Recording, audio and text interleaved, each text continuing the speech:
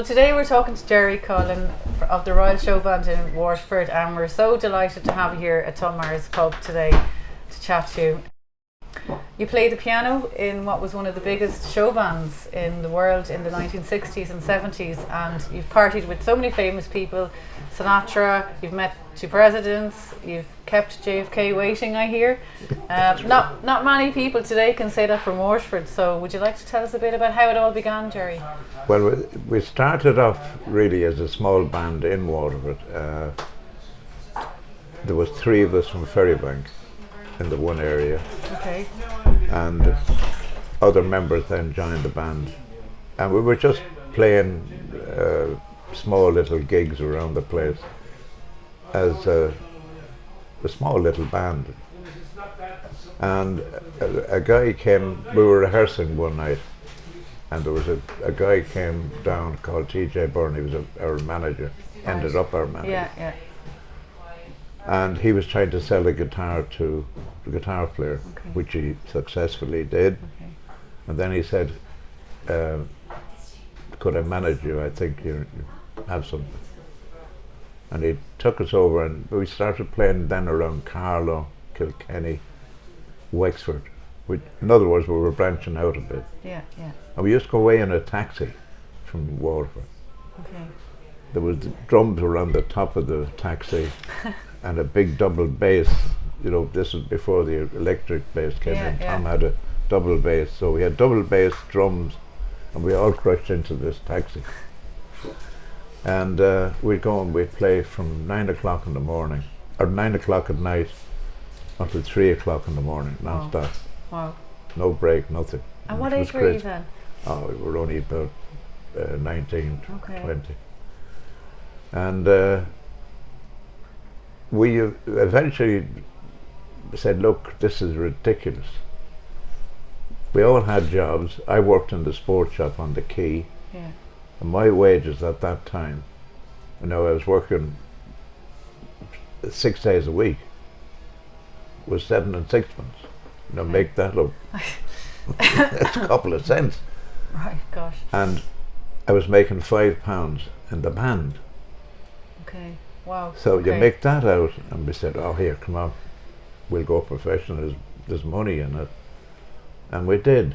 And it became, we had to get into a lot of debt. We had to get a band, we had to get a wagon, we had to get instruments, all that sort of stuff. So yeah. it became a business, really.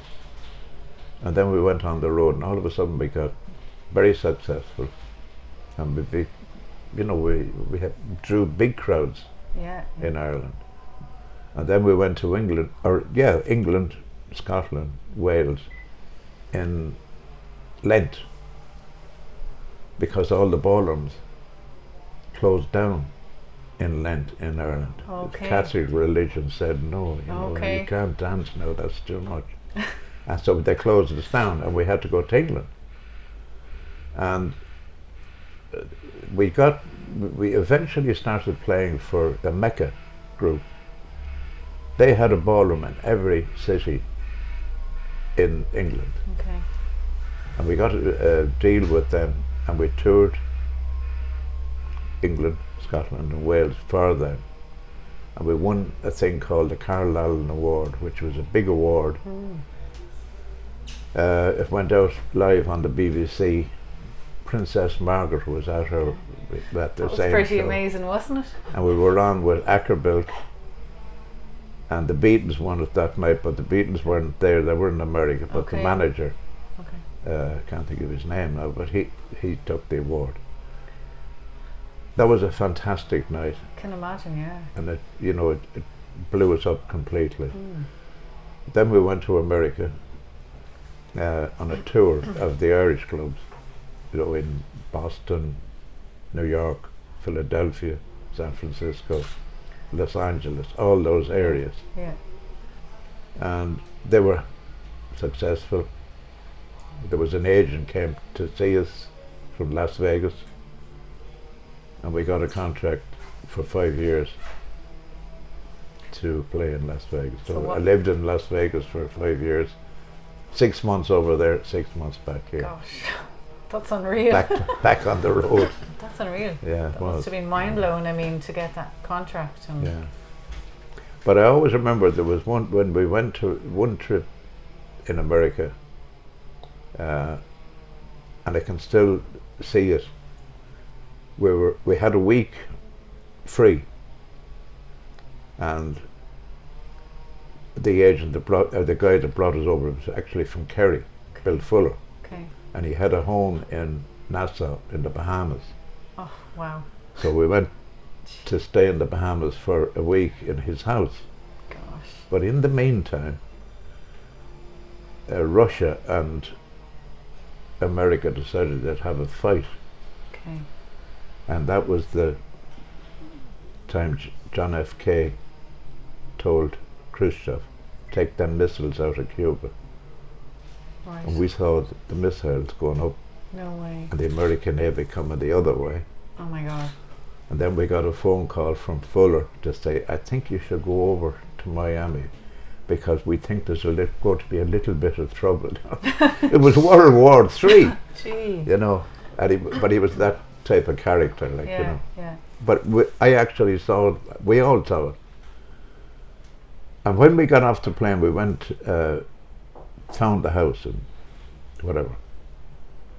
So we go for a drink. And I'll always remember the name of the pub we went for this drink. It was called the Pink Elephant. And we were looking out the window at this war that's going to start. And there was an English guy there. And he said to us, are you getting the plane home? No, why, what's wrong? He said, if you look out there, he said, Khrushchev is coming that way, Kennedy is coming the other way, we're going to go and be blown up. It was funny. So we just drank up our beer and I said, what the hell. As an Irish person would. No. Yeah, I'm sure it's not Don't really going to disturb us. happen. Yeah, No. finish your drink and then we'll go. Yeah, be all right on the night. Yeah. So, yeah, and there was another, talking about Kennedy, that's one of our first trips to New York. Kennedy he was campaigning to be president. Yeah. And he was in New York, and our manager organised that we would meet him. And he said yes, because New Ross, Waterford, so close, he knew about it, Yeah, yeah. and we never turned up. You stood him No, up. we were drinking in the bar in the hotel. I said, to hell with this. And I took a phone, I was the one that took the phone call from one of his aides, a fellow called O'Brien. Okay. And funny enough, I saw him on television quite recently. He was one of the Right. top man with Kennedy.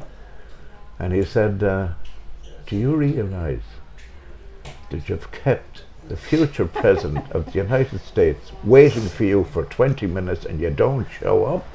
And he just lit me out of it. And what did you think of that? Did Well, you I regret said, it? So we didn't even know who he was, Yeah. like some fella from New Ross, what the hell. Like, you know. Wow. And there was another president that we were on a plane from San Francisco to New York. I remember seeing him getting on the plane. I said, I saw him in a film, he's an actor. And who was that? That was Ronald Reagan. Right. And he still had that raincoat that he always wore. I think it's the same raincoat he always had. But he got on the plane, but I remember him stopping and looking at us. We were all chatting away, and I said it was the Irish accent. When we arrived in New York, our guitar player, his future mother-in-law in New York, met us. And she said, do you realise you're after flying with the future president of the United States? I said, well, you come here, he's only a third-rate, movie star. Wrong again. Wow. So 2 presidents this week. That's incredible. Yeah. Did you get any photos of them? No, Had your phones back then? You could have tried to get a selfie with them. there was no such thing as phones I then. They were know, all I know. telegrams and wind-up photographs, like Yeah. wind-up phones, yeah. Not like today. No. Such a different time. But we lived then. The contract in Vegas was for 5 years, and we 6 months here, 6 months in America. But we had to ship all our family over as well, so Yeah, I was it gonna was ask great you about disruption. that. Yeah, yeah.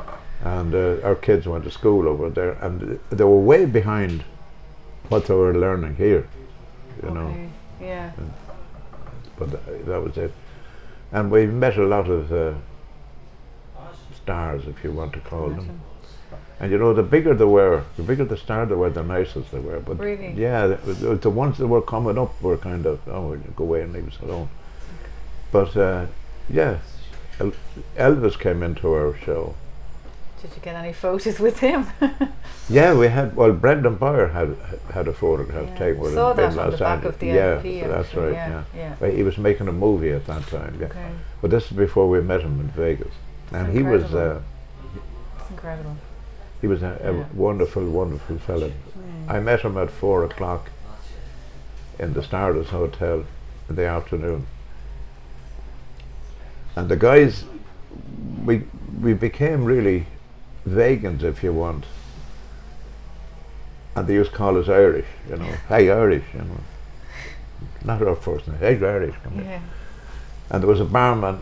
I remember I had to go back into the dressing room. I had forgotten something, and I came in, went up to the dressing room, got whatever I had to got, was walking out, and one of the barmen shouted at me, "Hey Irish, do you see who's behind you?" "Who?" "Elvis." "Would you ever, you know?" You certainly recognised his name. Yeah, but you knew who he was. I thought he was just winding me up, because we did an Elvis thing in the show. Yeah. So I looked around and, oh, he is there. How And did he had you 4 feel? bodyguards around him. And saying, "Will I want to?" I said, "I'll go and see." Went over, and just before I got to him, there was a little old lady, Blue Rinse Brigade, playing the slot machine. She rushed over in front of me, and she said, "Mr. Presley, would you please sign that for my granddaughter?" And he gave her a big hug, and he said, "Honey, for you, I would do anything." Oh. And I said, "This fella's all right." Yeah. So she left, and I said, "Excuse me." I didn't know whether to call him Elvis or Mr. Presley or what. Yeah. I said, "I'm Irish, I'm one. You're the guys that are stealing my act." No way. Yeah. Wow. And he said, "I have to tell you, I'm coming in for your late show." So he came to see you? He did, yeah. Oh my God. That's incredible. Yeah, he did. And he came in another time after as well. Did you have a drink with him at all after the show? No, he invited us up to his penthouse in whatever place he was playing. I can't remember now, which we did. And Really? yeah. So we did meet a good bit of, you know, it was good times, but it involved travelling, disruption of family life, really. Yeah.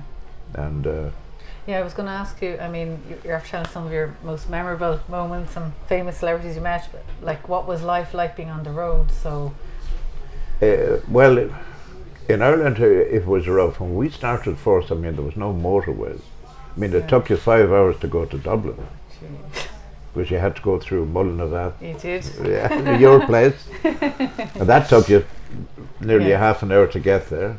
They were all little narrow roads, and you know, it was crazy. And you wake up in a hotel and you say, "Where am I?" "Oh, I'm in Mullingar," yeah.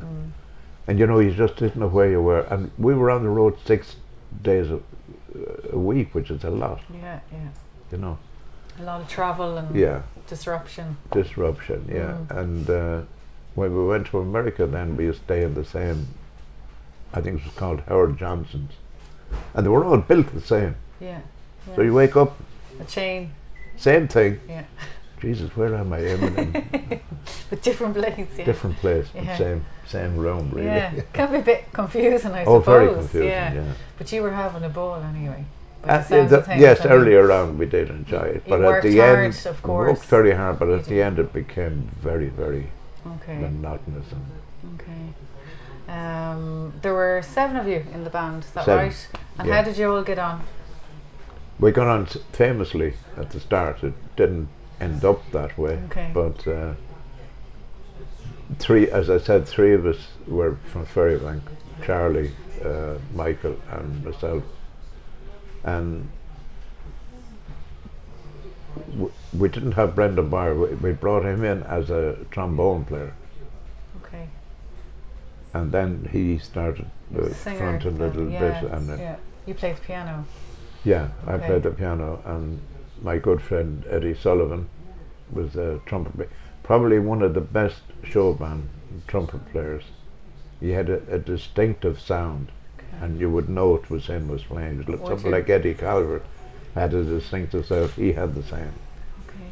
And he's still my friend today. Oh, yeah, wonderful. you should interview. We look forward to meeting him at some point. Definitely, you Okay. can bring him into Tom Mars for a drink. Oh yeah. Yeah. He doesn't drink anymore, Does he but not? bring him in We anyway. have non-alcoholic beer and water.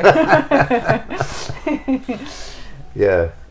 Some of the places you talked about, you've been to the Stardust Hotel.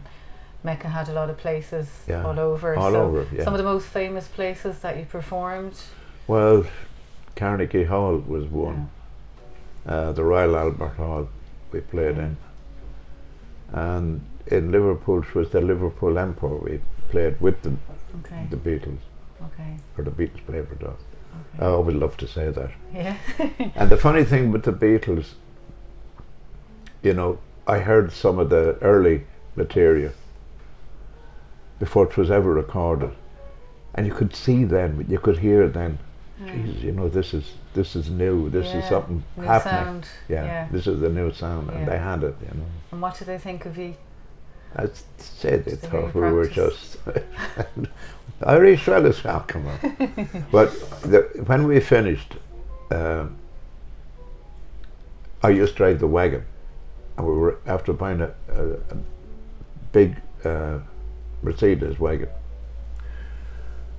and I always remember John Lennon and Paul McCartney coming out, and they were eating the fish and chips out of the bag, and they said, Jesus, the wagon.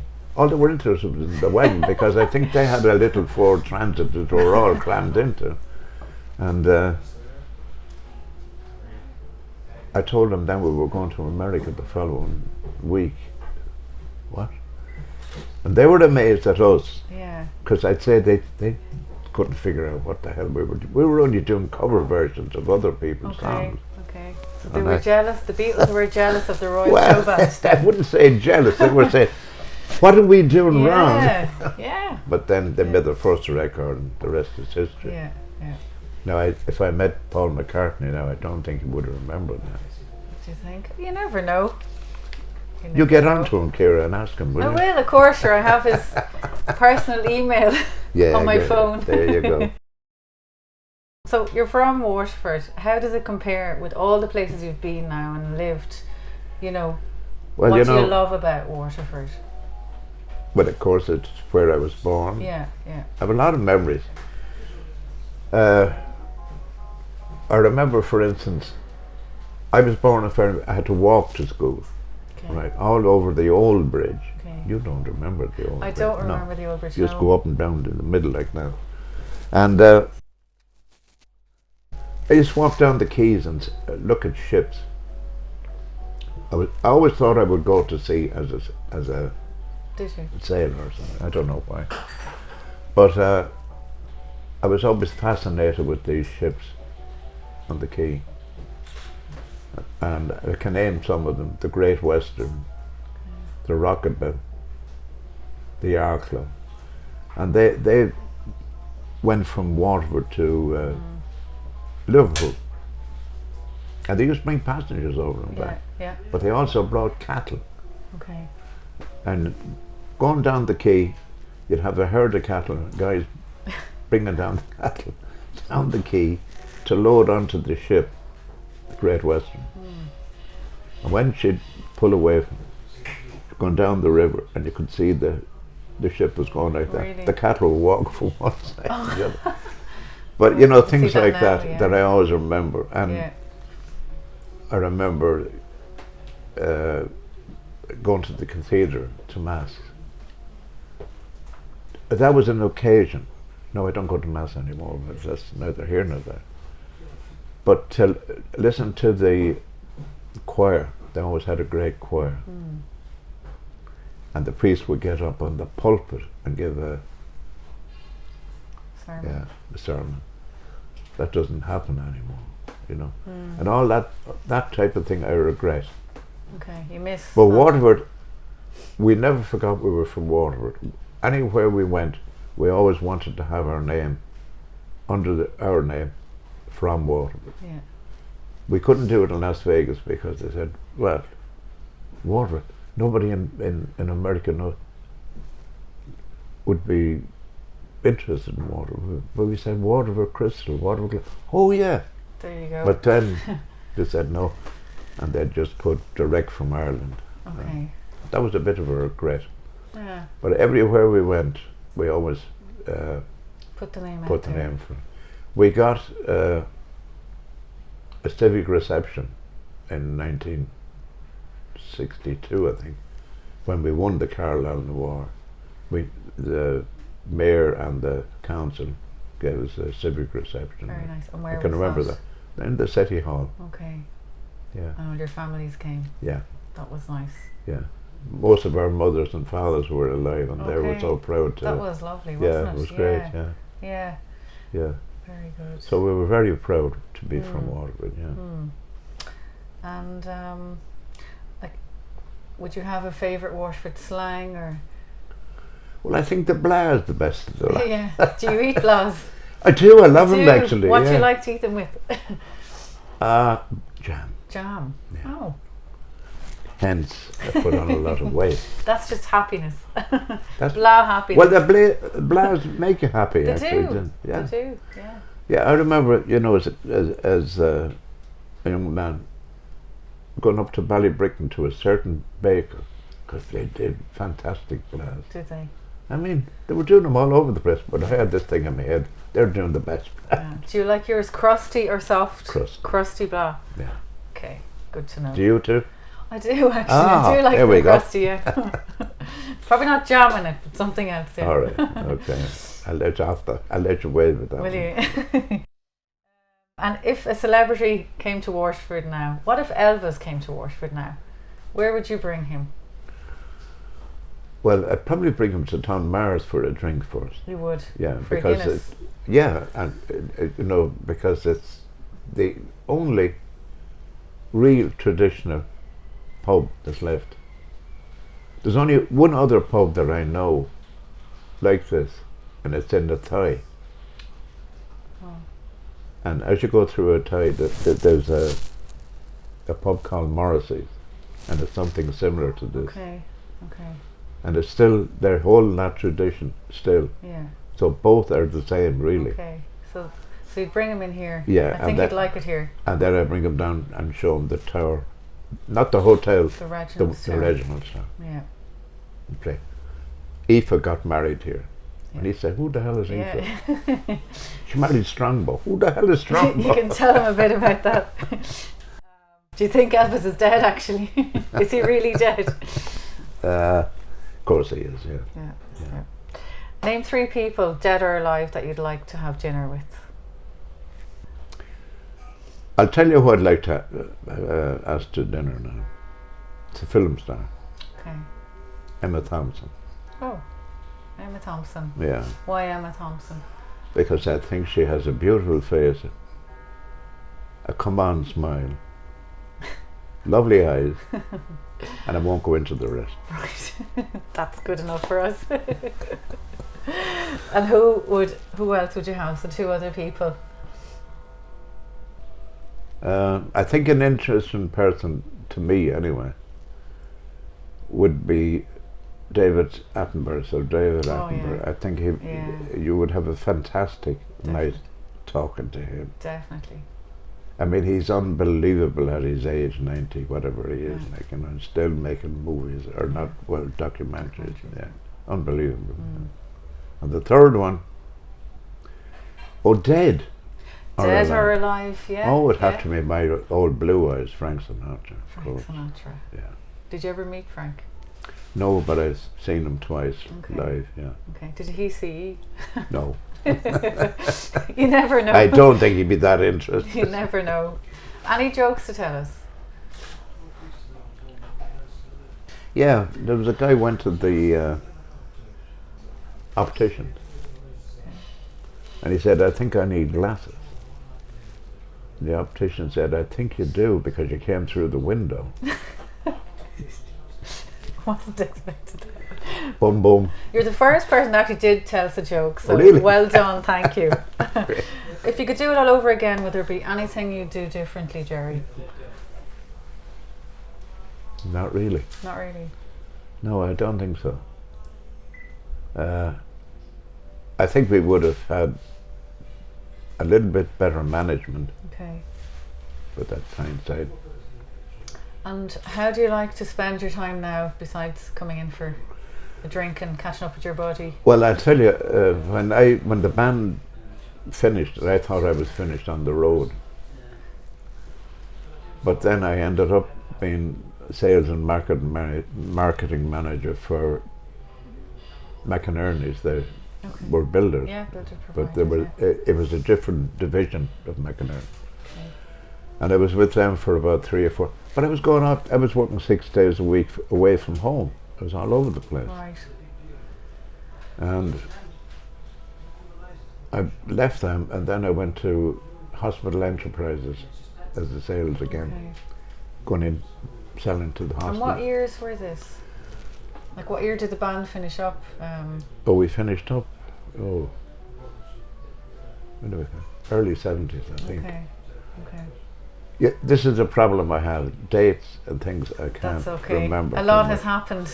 Yeah, a lot has happened. Yeah. Yeah, and I'm 82 years of age Yeah, now, yeah. so a lot of, There's a lot to remember, a lot there. But you see, I always claimed I was born in 1938, Okay. and World War II broke out in 1939. Hitler.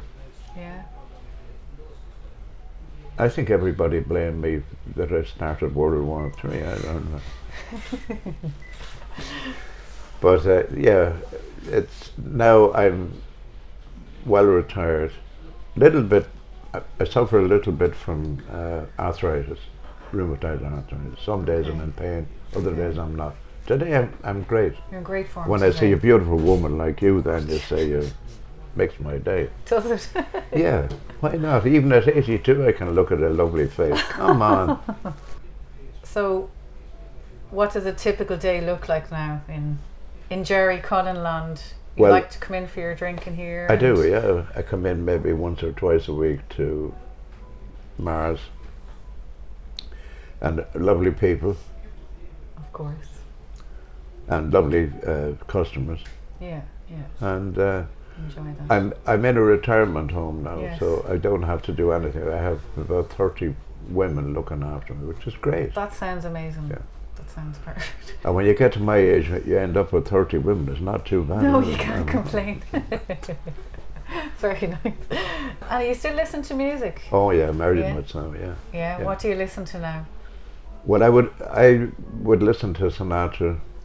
I would bring my childhood back and listen to Vera Lynn now and again. Okay. She was the force's sweetheart in World War II. She was English. She wonderful voice. She's still alive. She's 101, I think. Wow. Yeah.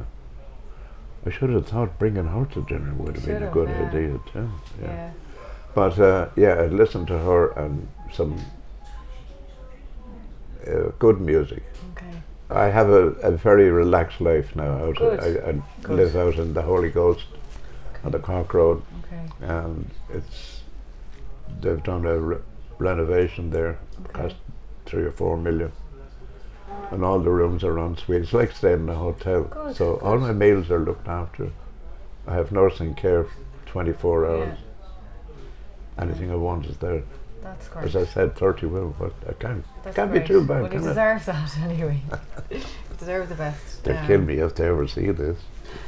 Do you keep in touch then? So we were talking earlier about your best friend Oh, Eddie Eddie. yes. Sullivan, yeah. Yeah. Would you see him often? I meet him about once or twice a week. Oh, nice. And he's been a very good friend to me. Good. And good times, bad times. And Yeah. Eddie, to me, he was one of the best. You must remember when we started first, we started an industry. Because it ended up there were 600 show bands in the country. Was there? Yeah. That's a lot, yeah. And the amount of, they all played in ballrooms. So the fish and chips shops did business. The pubs did business. Yeah. When a band would come to a ballroom. And they built these ballrooms out in the middle of fields and everything. You know, no one around it, like, you know. Yeah, but people came. The people just came. Yeah, they loved the music. But Eddie had the best sound, trumpet playing, Okay. to me anyway, Yeah, yeah. of all the bands. Yeah. He had a very, very distinctive trumpet Okay. sound, Okay. and a nice guy into the band. Yeah. I'll tell you a funny story. We used, in the hotels, I shared with Eddie, and we were staying in the Longford Arms. And of course we would get in about 2 or 3 or 4 o'clock in the morning. So it was backwards, like, and the people that were doing the rooms wouldn't even realise, oh, you can't wake them up. Yeah, yeah. But they were renovating the Longford Arms, and we were trying to go to sleep. 8 o'clock in the morning, there was hammering on the wall. Now, Jesus, what the hell? So, I can always see this. Eddie sat up in the bed, and I sat up in the bed, the other bed. We took out cigarettes. We had a smoke. What is this banging? Next minute, the plaster in the wall falls, and this hand comes in. So Eddie shook hands with him. And you want to hear the scream? I remember Like that. a horror movie. Imagine the guy inside the wing there. Next minute, the hand. Brilliant, brilliant. One last question for you, Gerry. Any advice you give to young people growing up today? Yes, What would you tell them? stay away from drugs. Because the one thing that, we saw drugs in America. And thank God, we never touched it.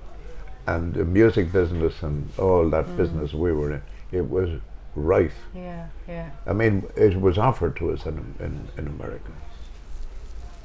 Okay, we fancied a pint rather than we did drugs, and thank God for that. Yeah. Because at least you could fall down. But with drugs, you don't know what's happening. And I'm telling young people, stay away from it. Okay. It will kill you. Some good advice. Yeah, it'll kill you. And I feel sorry for young people today that in our day when the show bands were around, the people enjoyed themselves so much. I mean, you couldn't get a drink in the ballroom. Yeah. It was an orange. Or Really? oh yeah. They didn't need drink to dance. No. And they enjoyed themselves so much, and they all went home happy. Yeah. Now what do? They go to nightclubs, they're putting things up their nose, and next minute there's a fight outside, and they stab them. Yeah. So, I mean, come on. Yeah. Why do you have to carry a knife, number one? Why do you have to snort this thing to enjoy yourself? Yeah. No? Makes sense. Different times. Makes sense, Gerry. Different times. Listen, thank you so much. Kira, it's been a today. pleasure. Thanks a million. It was great to talk to you.